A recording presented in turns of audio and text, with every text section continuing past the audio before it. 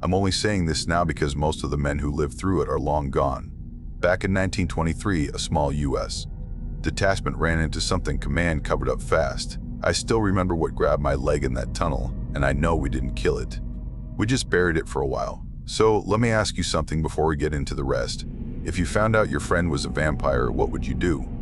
So before we continue, please make sure to like and subscribe to support the channel and comment down below where you're watching from. Thanks. The first time I saw the file was years after the thing happened, late 1940s, maybe early 50s. Hard to remember. The clerk who handed it to me didn't give his name. He just slid the folder across the table like it was poison. Thick brown cover, edges soft from hands that didn't want to hold it. On the front, a stamp label that used plain words but carried weight. Training accident. Unexplained deaths. Morale hazard. Morale hazard. Half the pages inside had black bars instead of sentences. Other pages were gone completely. Only the pieces they thought were safe stayed. My statement was one of them. They said it had to stay sealed forever. When that clerk told me the year printed on the first report, 1923, my stomach turned. That was the year everything went sideways. 5 years after the war ended. 5 years after trenches and shells and screams. And I thought I'd found a soft posting, a calm place. Nothing but cold wind and wet boots. The file didn't show any of that calm. It jumped right into fear. But before you get what happened, you need the rest. You need the place, the faces, the normal days before the nights started turning wrong. Back then, I was Private First Class James O'Rourke. Everyone called me Jimmy. Irish-American kid from Boston, mid-20s. Joined late in the big war and missed most of the real fighting. By 1923, I thought I had luck on my side.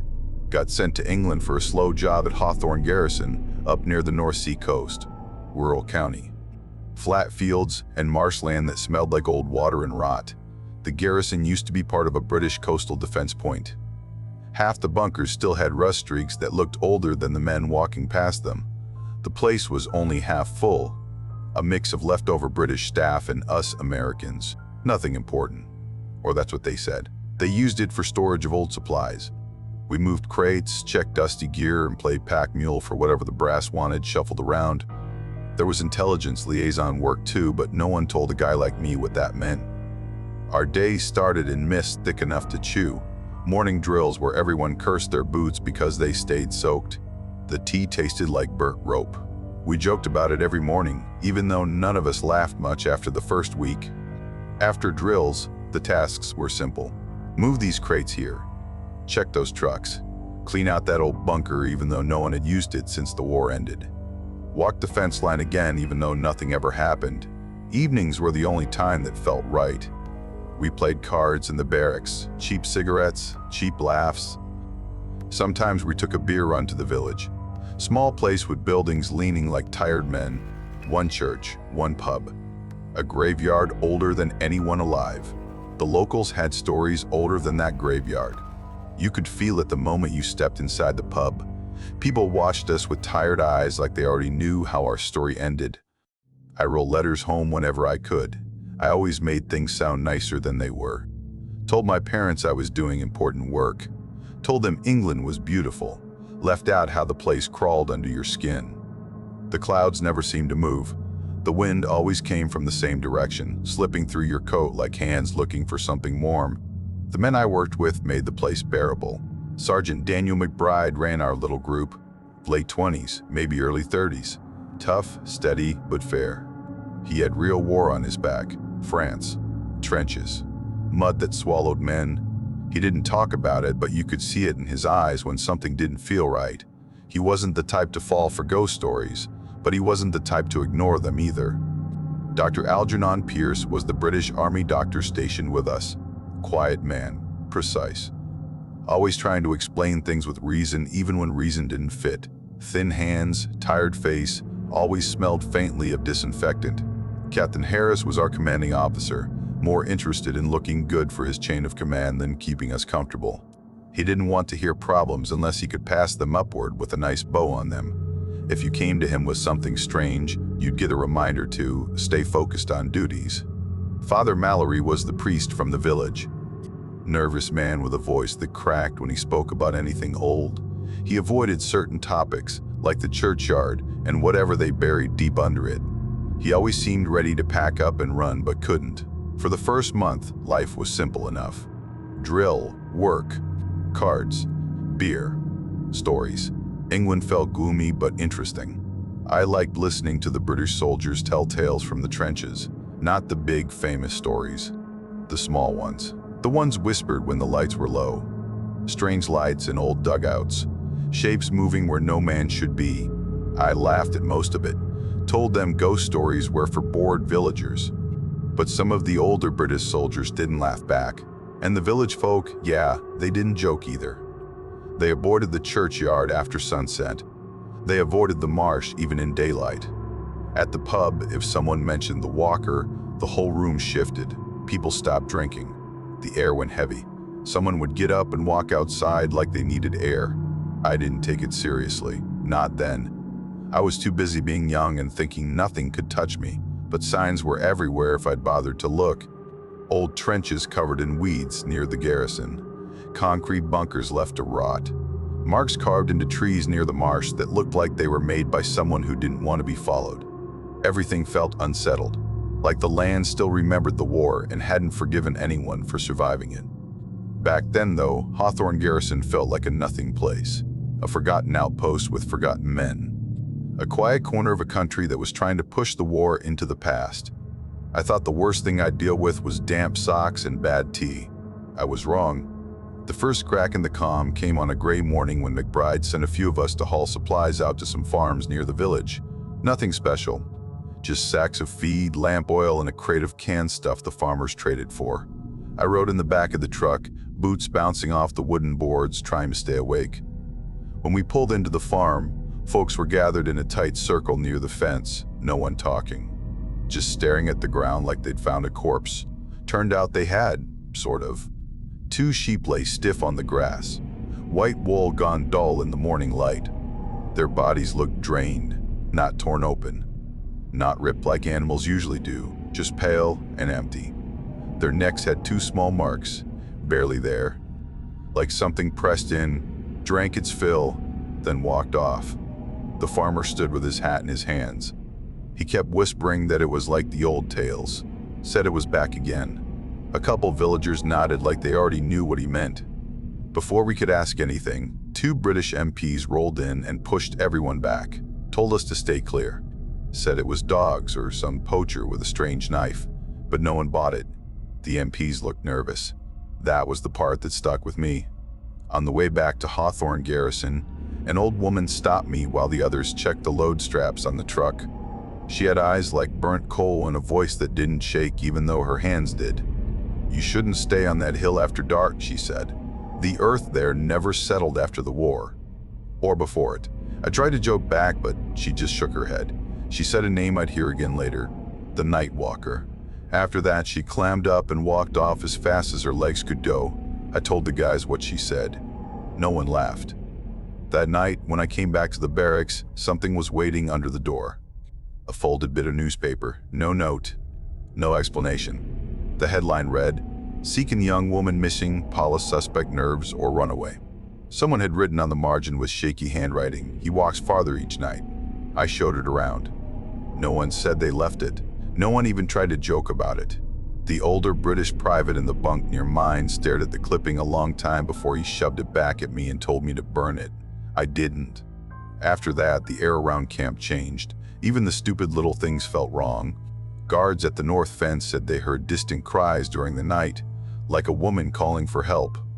When they tried to follow out toward the tree line, the sound stopped, just cut off like someone flipped a switch. One guy claimed he saw a tall figure standing near the woods around midnight, said it was thin, almost stretched. Only there for a second. He blinked and it was gone. No tracks, no sound. The guy wouldn't stand night watch again. The weather turned colder than it should have been. Fog thicker. Wind had a bite to it that came straight from the direction of the churchyard. I noticed it each time I stepped outside the barracks after sundown. The air felt sharp, like walking into a room where someone had been talking about you.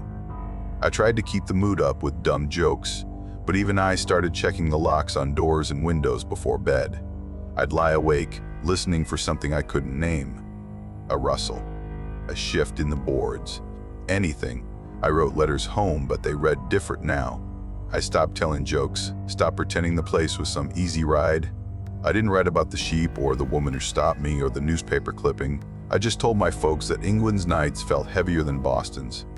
Told them I didn't like the air here, left it at that. In the mess hall, talk drifted back to the missing women in the papers. Drained livestock, strange lights from the marsh. The British guys kept their voices low. The Americans tried to shrug it off, but we all felt something pressing in. McBride did his best to keep us focused. He reminded us we were soldiers, not kids. Said England had plenty of weird old stories, but none of them walked the earth. His voice sounded steady, but he smoked more than usual. That told me enough. One night I stepped outside to toss a cigarette butt and caught the moon on the church spire in the village. A small thing, but it made my stomach twist. The churchyard lay behind it, old stones leaning in every direction. I could picture that old woman's face perfectly then. The earth there never settled. I kept thinking about those sheep. Their blank eyes, how they didn't even look hurt. Just emptied out, all of it built slow. Nothing big enough to call danger. Just small punches you barely noticed until they stacked up in your head. But every soldier knows when something's brewing, when the air shifts, when the ground underneath feels like it's waking up. That was Hawthorn Garrison in those days. Quiet on the surface, but something had started moving, and it was moving toward us. The morning it all cracked open started before dawn. I was dead asleep when the emergency whistle ripped through the barracks. Men stumbled out of bunks, boots half on, shirts unbuttoned. Someone yelled that the supply shed was hit. No one knew what that meant, but we ran anyway. Cold air slapped me awake the second we stepped outside. Fog low, thick, moving slow along the ground. The shed sat near the trucks, doors facing east. Except the doors weren't really doors anymore. They were torn outward, split down the middle, wood scattered like kindling. Metal hinges bent like someone twisted them with bare hands. McBride was already there, shouting for a perimeter. A couple British MPs tried to push men back, but no one listened. We all stared at the shed like it was a mouth. Inside was a mess. Crates smashed open. Food scattered. Tools in the dirt. The medical supply shelf lay on its side. A bunch of glass jars were shattered, and blood packs kept for emergencies were ripped open. Not spilled. Ripped. Empty. I stepped deeper inside, boots crunching on glass. At the back of the shed, I saw something sticking out from under a tarp. Just boots at first. Then a pale hand. I knew right away it wasn't good. I pulled the tarp back. Private Thomas Hale lay propped against the wall like someone set him there. Not slumped. Not thrown. Not thrown. Placed. His skin had lost all color. Lips bluish, eyes wide open, staring at nothing. 2 small holes on the side of his neck. Clean. Too clean. No blood on his collar. No blood anywhere. I'd seen dead bodies before, but not like that. His face looked like he tried to scream after he'd already gone. His fingers were curled tight like he'd scratched at something right before the end. But no marks on the walls. No sign of a fight. Dr. Pierce arrived fast. He took one look at Hale and went silent. He told the MPs to clear the area and ordered the rest of us outside. But even from the doorway, I watched him hover his hand over Hale's neck, not touching, just looking at those 2 marks. Captain Harris showed up next, hair still wet from sleep. He demanded answers before anyone had time to think. When Pierce tried to tell him Hale's body showed unusual signs, the captain cut him off.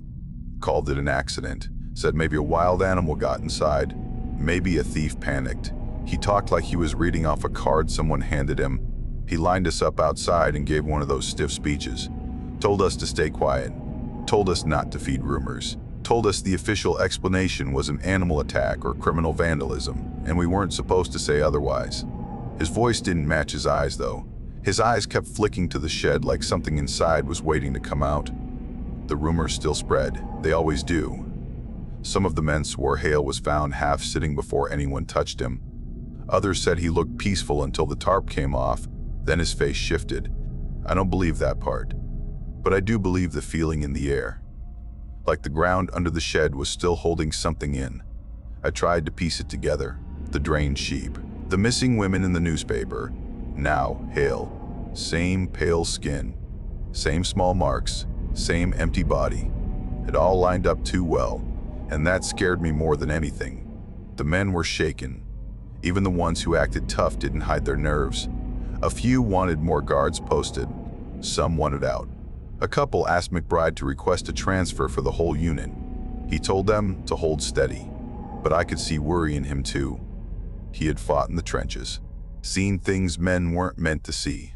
Whatever Hale looked like hit him harder than he let on. Later that afternoon, I found McBride smoking behind the barracks. He didn't comment on Hale directly. He just said the shed doors didn't break from the inside. They were torn outward. Something pulled them. He ground out the cigarette hard and told me to stay sharp. I kept thinking back to the old woman by the farm, the way she said the land never settled, and those words scribbled on the newspaper clipping, "He walks farther each night." That night, when lights out hit, the barracks went quiet in seconds. No snoring, no whispering, everyone lying stiff in their bunks pretending to sleep. I could hear my own heartbeat, loud in my ears. I got maybe an hour of rest before a guard outside shouted something in panic. Boots thumped past the window. Men rushed toward the gate. I didn't see what they saw, but the story spread quick. One of the guards said he spotted a tall figure standing in the mist near the tree line. A second later, it vanished. No sound, no tracks. No reason a grown man should disappear like smoke. Captain Harris called the guard overworked and told everyone to ignore it, but no one ignored it. When I finally drifted off, all I saw behind my eyelids was Hale's face. His pale neck. Those clean marks. That empty look. I kept thinking he didn't die out there alone. Someone watched him go. Someone took his blood and then left him sitting there like a doll. It didn't feel like the end of something. It felt like the beginning. 2 nights after Hale died, the thing came right to our gate. It started at dusk. Fog rolled in early, thick enough to turn the lights into pale circles. The guard on duty blew his whistle so hard it cracked the quiet clean in half. We ran to the gate thinking maybe he'd seen poachers or some idiot from the village wandering close. Instead, a man stood outside the wire. Tall, too still. He wore old-fashioned clothes, proper coat, neat collar, gloves that didn't match the time.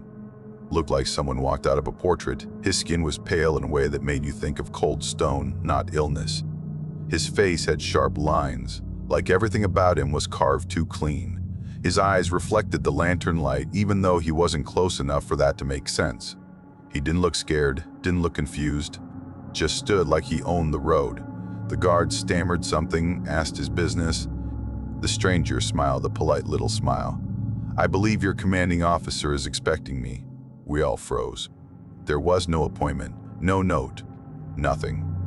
The guard checked the log twice, flipping pages with shaking hands. McBride pushed through the crowd and stepped up, calm but ready. "Sir, this is restricted ground." "State your name." The stranger didn't blink. "A neighbor," he said. "I have interests on the land nearby." His voice was smooth and old, not British exactly. Not American, something older, something from a place not on any map. "I'll need your full name," McBride said again, firmer. The man didn't answer. He looked at McBride the way a scientist looks at a frog in a jar. Polite, but not really seeing the man. His eyes drifted to me, even though I hadn't stepped forward. Just found me in the crowd. He nodded, slow, deliberate, like he already knew who I was. Before anyone could question him again, the guard turned his head at a shout behind us. Just a second. Maybe less. When we looked back, the man was gone. The road stood empty. Fog untouched. No footsteps. No echo. No closing gate latch. Nothing. Hanging from the wire was a small wooden charm, carved roughly by hand. Looked like something meant to keep danger away. Only it was snapped clean in half. McBride didn't like that at all. That night, Harris called a meeting with a couple British officers. They locked themselves in the map room. I wasn't supposed to hear anything, but I lingered in the hallway long enough to catch pieces through the crack in the door. "We thought it was gone after the war," one British officer whispered. Another said, "It shouldn't have come this far inland again." No one mentioned Hale. No one said the stranger's name. They didn't even say man, just it. Pierce showed up late, face pale, coat still on. Harris barked at him about leaks and rumors, but Pierce wasn't listening. He said he needed to examine Hale again. Harris shut that down fast. That should have been the end of it. But nothing ended that night. Near midnight, a knock hit the barracks door. It was Pierce, looking like he'd aged 5 years in a day. He asked for volunteers. That meant one thing. He wanted help with something he didn't want written in any log. He pulled me aside along with another soldier. He didn't even try to hide the shake in his voice. "I want a second look at the body," he said, "before they take it away." The infirmary felt colder than it should have. Hale lay under a sheet. Pierce lifted it slow. Hale wasn't decomposing. He looked frozen, bloodless, wrong. Pierce checked the neck wounds again. The stiffness in the jaw, the strange way the muscles around the throat locked up. "This isn't any animal attack," Pierce said, voice low. "There's no trauma, no tearing, no signs of a struggle. Whoever or whatever did this drained him almost completely." He kept whispering numbers about blood volume, tissue collapse, things I didn't understand. But I understood fear when I saw it. He was sweating even though the room was cold. Then the lamps flickered, not from wind, not from a loose wire. They dimmed like something breathed on them. Pierce froze. So did we. The infirmary door was locked. I knew because I locked it myself when we came in. But the latch clicked. The door eased open, slow and steady. He stood there, the pale man from the gate, inside the room like he'd been waiting for us. No sound. No warning. He stepped in, closing the door without touching it. His eyes found mine again, sharp enough to make my back straighten. "Private James O'Rourke," he said softly. "Boston, mid-20s." My stomach dropped. I never gave him my name. He glanced at Hale's body, then back at us. "You should not disturb what is already taken." Pierce tried to stand his ground. His voice cracked anyway. "Who are you?" "A neighbor," the man said again. "This land has rules. You trespass on old hunting grounds. You stir what should be left alone." He walked closer, not fast, not slow, just certain. "You soldiers should keep to your walls," he said. "Mind your own concerns." The lamps blew out, fully. Darkness swallowed the room for maybe 2 breaths. When they came back, he was gone. Not out the door, just gone. Pierce stumbled back against the desk, breathing hard. "He's not a man," he said. "No pulse, no warmth, no breath, nothing human." He looked at me like he expected me to deny it. But all I could think about was how the stranger said my name. Calm, familiar, like I was already marked. When we got back to the barracks, McBride was waiting. He took one look at our faces and didn't ask a thing. He just told us to sit, breathe, drink water. Pierce didn't sleep that night. I didn't either. The next morning, the base acted like nothing happened. Harris walked around, chin high, barking about discipline. But the men watched the tree line, watched the shadows, watched each other. No one trusted the dark. And I kept feeling those eyes on me, like the thing had chosen a soldier to watch. Chosen me, because now it knew who I was, and it wasn't done. Hale was just the start. We told ourselves that. We tried to believe it. But deep down, everyone in Hawthorn Garrison felt the shift. You could taste it in the air. Sharp, cold, waiting. Then Mulligan went missing. It happened without noise, without struggle, without anything a normal man would leave behind. Morning roll call came, and when his name got shouted, no answer. McBride called it again. Nothing. His bunk looked wrong. That was the first thing I noticed. Mulligan never made his bed right. Always left the blanket crooked. Always shoved his boots under the frame without care.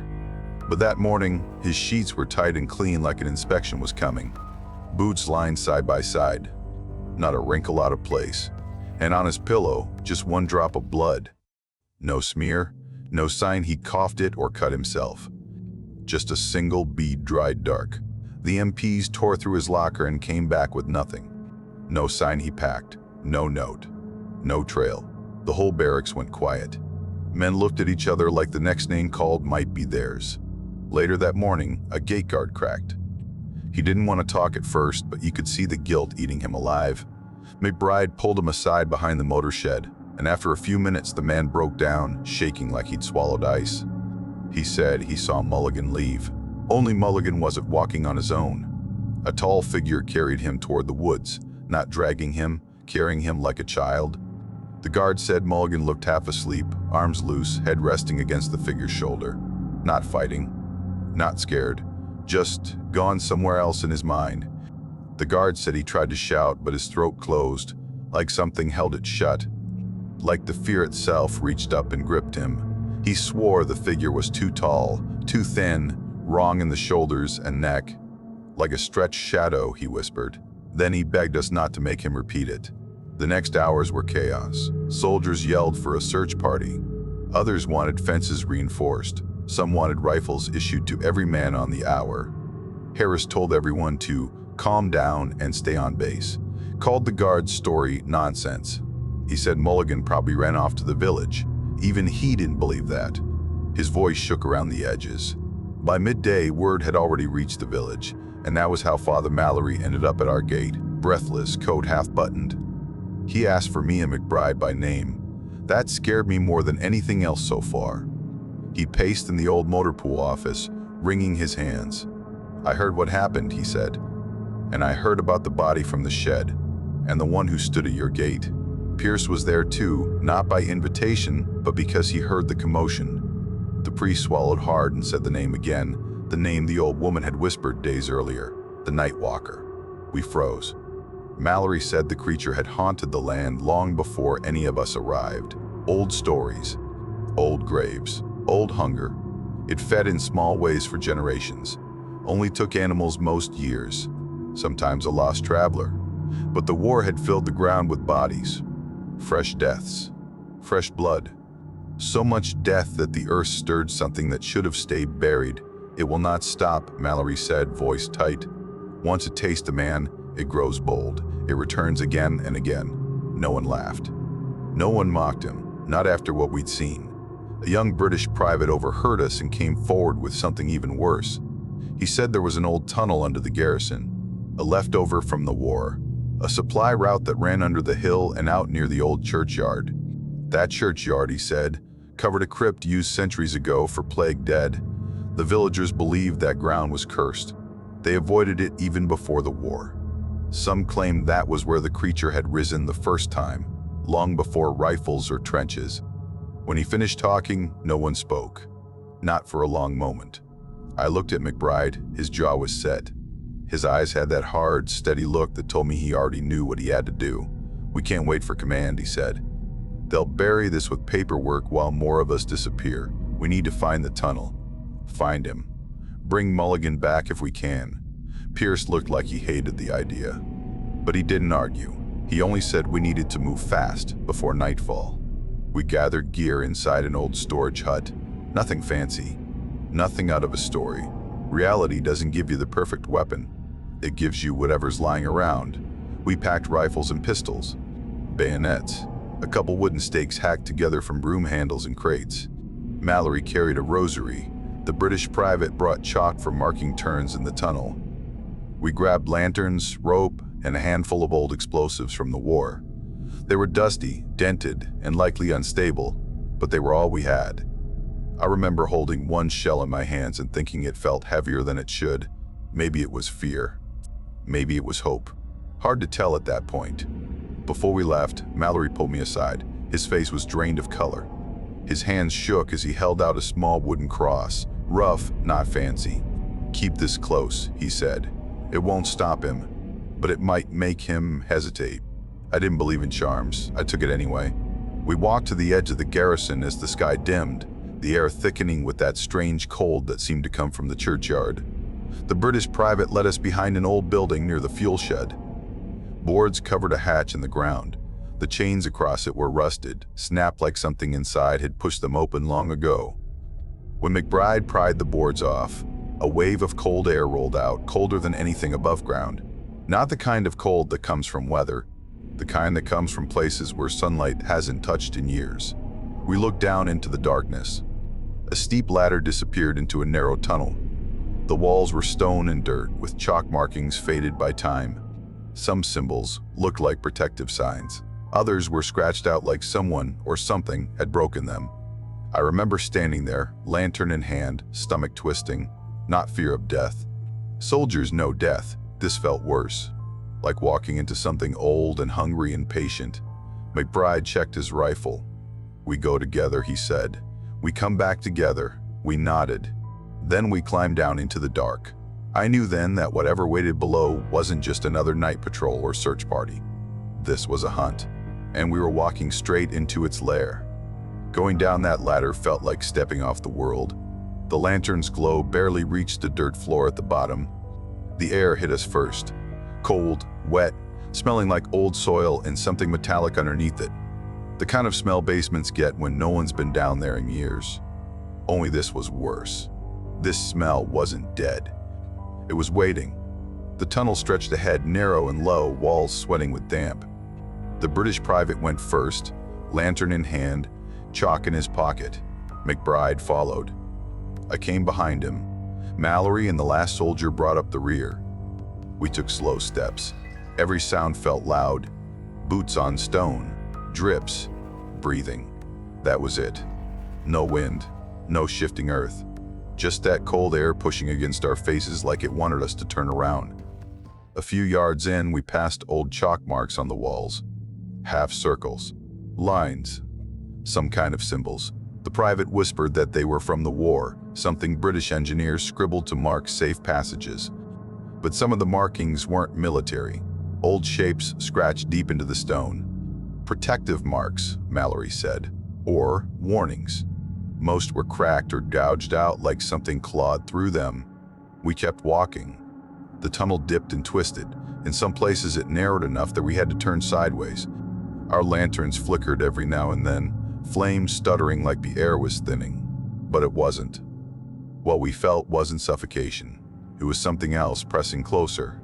We passed old war junk, rotting sandbags, splintered crates, a rusted helmet half buried in dirt. Someone made a quiet joke about ghosts, but it died halfway through his breath. None of us wanted to hear our own voices echo. I felt watched. Not the way you feel in a dark alley.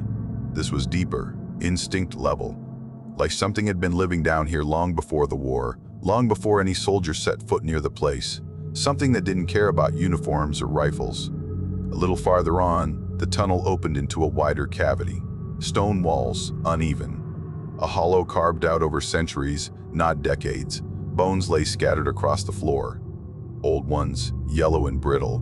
Newer ones too, white, clean. Some human, some animal. A skull stared up at us from a pile near the corner. Its teeth were all intact. Mallory muttered a prayer. McBride nudged the lantern closer to a pile of bones near the wall. Bite marks, clean, precise. No tearing. Just punctures. We keep moving, he said, voice tight. We pressed deeper. Somewhere ahead, faint noise drifted through the tunnel. Breathing, slow, heavy, then gone. Then again, like someone was drawing air through stone. The lantern light caught something up ahead, an opening to another chamber. Larger, taller. The walls looked carved by hand a long time ago. The air smelled stronger now, like dry blood and wet earth mixed together. That's where we found Mulligan. He lay on a stone slab, face pale, lips cracked. His chest rose and fell in slow, weak breaths. His eyes cracked open when he heard us. They were unfocused, rolling from me to McBride to the lantern flame. "Leave," he whispered. His voice sounded scraped raw. "He's close. He lets me live so I can feel it." Marks covered his neck. 2 punctures. Swollen, bruised, not bleeding, already sealed.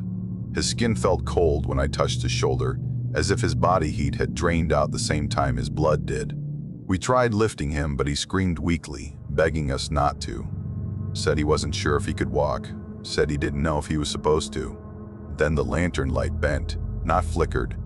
Bent, like something moved through the air between us and the walls. And then he appeared. The night walker stepped out from the shadows along the far end of the chamber. He didn't climb down from anywhere, didn't open a door.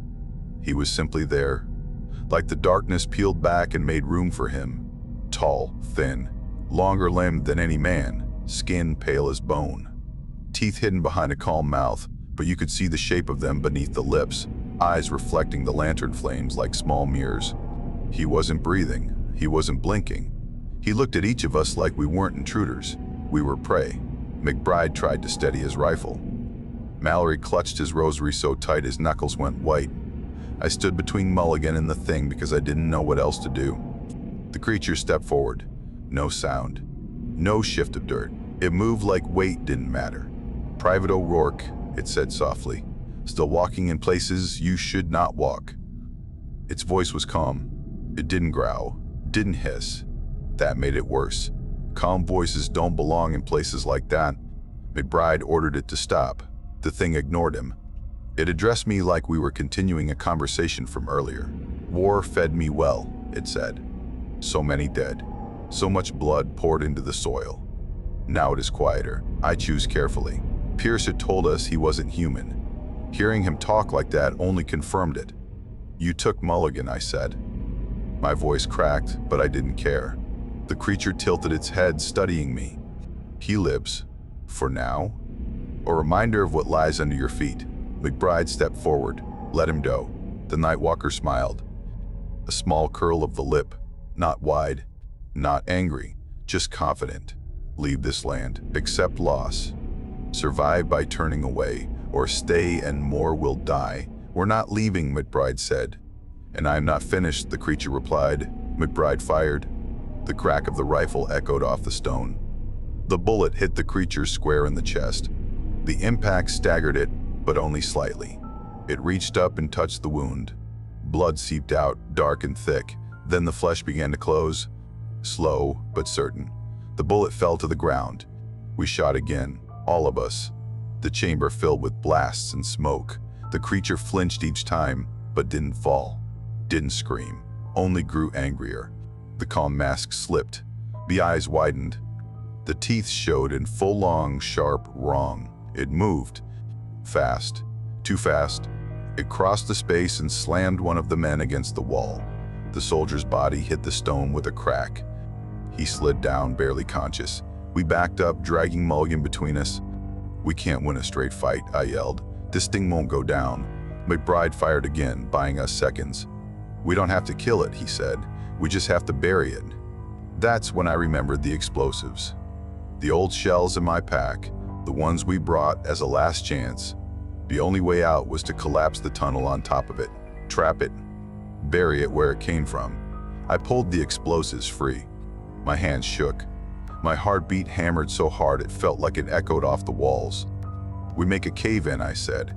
"Bring the whole place down if we have to." McBride nodded once. "Do it, we'll hold him." I scrambled back toward the tunnel entrance while the others fired to keep the creature off us. The Nightwalker kept advancing, slow, now, angry, determined. Bullets slowed him but didn't stop him. Mulligan tried to crawl toward me, reaching a weak hand. Don't waste time," he whispered. The creature stepped toward him, and I knew we didn't have a choice. We had to bring the tunnel down, even if it meant none of us walked out. The second I grabbed the explosives from my pack, the air in the tunnel shifted. The Nightwalker paused mid-step, head turning toward me like it sensed exactly what I planned. Its face twisted, not scared, not panicked, just furious. The calm was gone now. The thing wanted us dead, and it wanted it slow. McBride shouted for us to form up. The men tightened around Mulligan, rifles up. Mallory held out his rosary like it was a shield. The creature stepped forward anyway.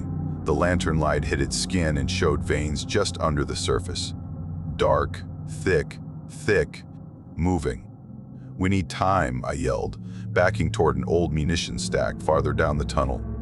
"Hold him, just hold him." The Nightwalker lunged. The first man in line fired point blank. The bullet hit the creature's collarbone, tearing flesh. The wound opened, but didn't bleed much. The skin pulled tight and began stitching itself back together. The creature snarled, a low, controlled sound that froze the air. It grabbed the soldier by the throat and threw him aside. Just tossed him like a sack of grain. The man hit the ground hard, gasping, arms twitching. McBride fired again. 2 shots. 3. The creature jerked back, then kept coming. Each hit slowed it but didn't stop the advance.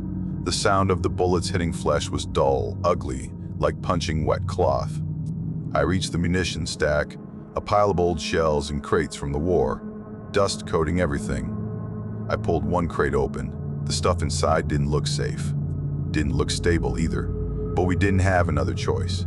I rigged a fuse with shaking hands. Rope, lantern wick, old oil-soaked cloth, anything that would catch fire. It wasn't pretty.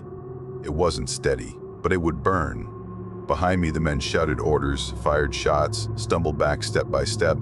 The creature kept pushing through them, slower now, more cautious. It didn't like the lanterns. It didn't like the flashes of gunfire either. Each explosion of light made it blink away for a second. That gave them space. Mulligan tried to crawl toward me. "Jimmy, don't," he rasped. I wanted to tell him it'd be fine, but lying felt pointless now. The creature turned its attention toward me fully, like it sensed the danger. Its eyes narrowed, reflecting the lantern flames like cold glass. "You think you can bury me?" it said quietly. "Like the war tried.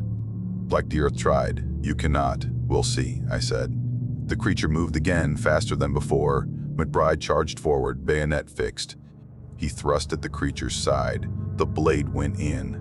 Not deep, just enough to get its attention. The thing twisted, grabbed McBride by the shoulder and slammed him into the wall. He grunted, dropped to a knee, and clutched his arm. That bought me seconds. Seconds were enough. I lit the fuse. The flame caught slowly, crawling across the soaked cloth. A small orange thread burning toward the crate. "Fall back," I shouted. "Now." The men didn't hesitate. They grabbed Mulligan, half dragging, half carrying him, heading for the tunnel exit. Mallory followed, clutching the rosary like it was the only thing keeping him standing. McBride limped beside them, one arm hanging, teeth clenched from pain. The creature saw the burning fuse and let out a sound. Not a scream, not a roar, but something like anger sharpened into a single note. It rushed forward.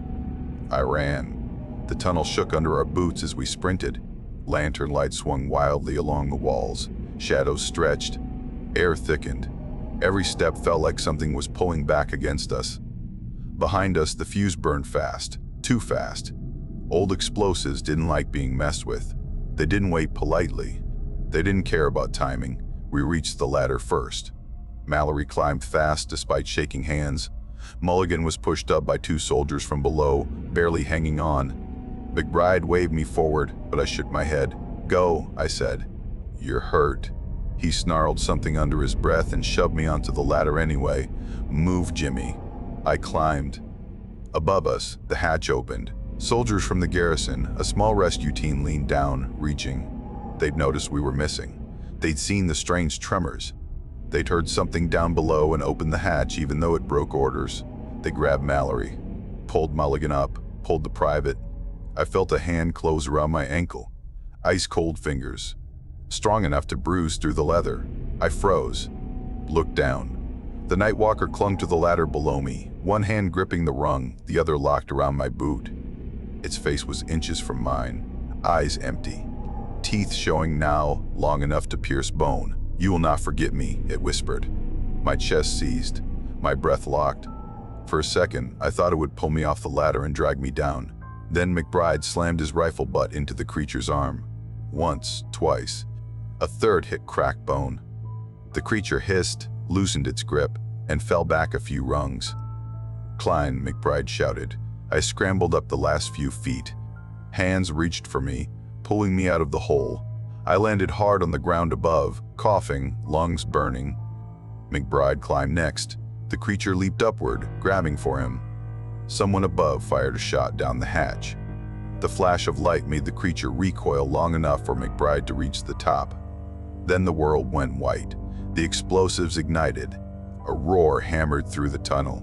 A wave of heat followed it. The ground shook so hard the buildings around us rattled. Dust shot up through the hatch like smoke from a cannon. The ladder buckled. The earth around the hatch cracked. The blast tore through the tunnel beneath us, ripping stone and dirt and old supports apart. "Move back," someone yelled. We dragged ourselves away just as the hatch caved inward. The ground swallowed it whole. Dirt and debris collapsed into the hole, the air filled with choking grit. For a few seconds, all we heard was the settling of earth. Then a sound rose from deep below. A scream not human, long, sharp, furious. It echoed up through the broken ground. Then it stopped. Silence followed. Heavy. Final. We stood there covered in dust, shaking, coughing. Mulligan lay unconscious. McBride held his injured arm tight to his chest. Mallory knelt, praying under his breath.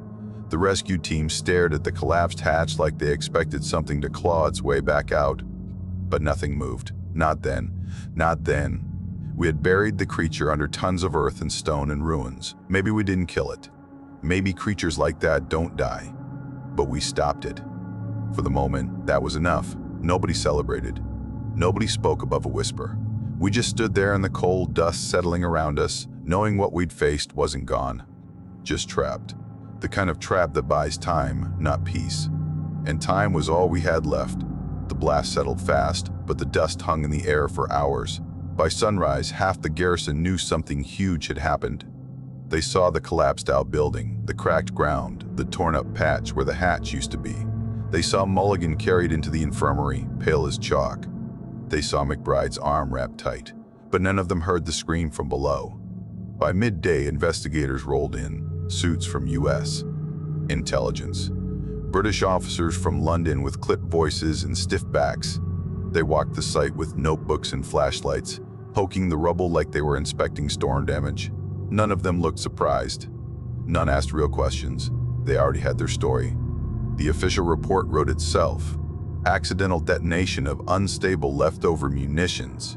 Improper handling. Injuries related to tunnel collapse. Not one word about drained bodies. Not one word about a pale stranger at the gate. Not one word about the night walker. They shut the whole area down. No one allowed near the ruins. They brought in construction crews to pour concrete over the collapsed tunnel, sealing it off completely.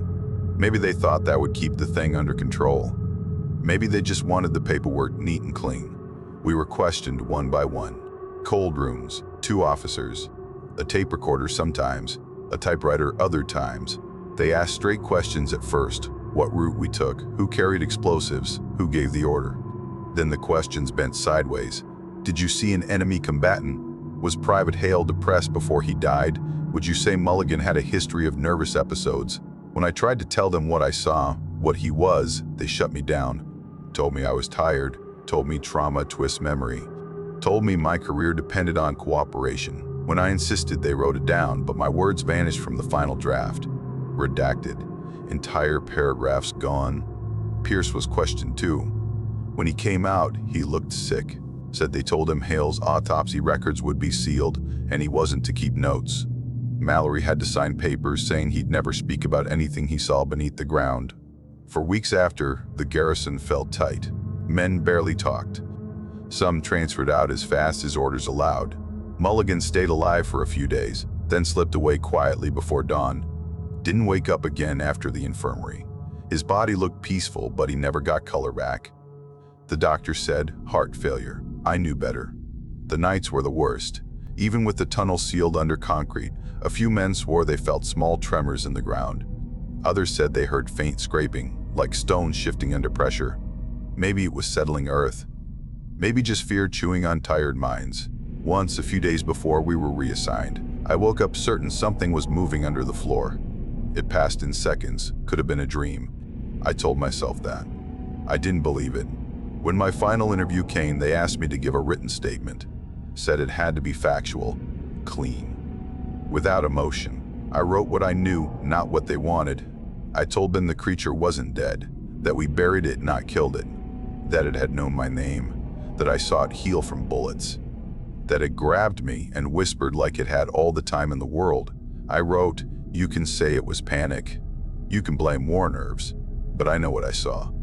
And I know what touched my shoulder in the dark. They didn't like that part. It never made it into the official file. Years later, that's the part the court handed back to me. The only part left mostly uncut.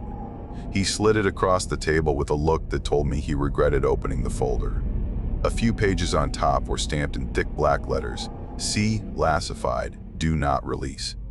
The kind of stamp that means truth gets buried deeper than the thing we trapped underground. I try not to think about the land back near Hawthorn Garrison, but some nights, when it's quiet and cold, I do. I wonder if the concrete cracked. I wonder if the earth shifted. I wonder if something pale and patient is still down there waiting for another war to feed it again. I hope it never gets the chance, but hope's a thin shield, and I still remember its voice. So that's the end of our video. If you made it this far, make sure to hit like and subscribe. It really helps the channel and it's free. And if you want more terrifying encounters like this one, check out the other videos on screen right now. Thanks for watching and stay safe out there. See you soon.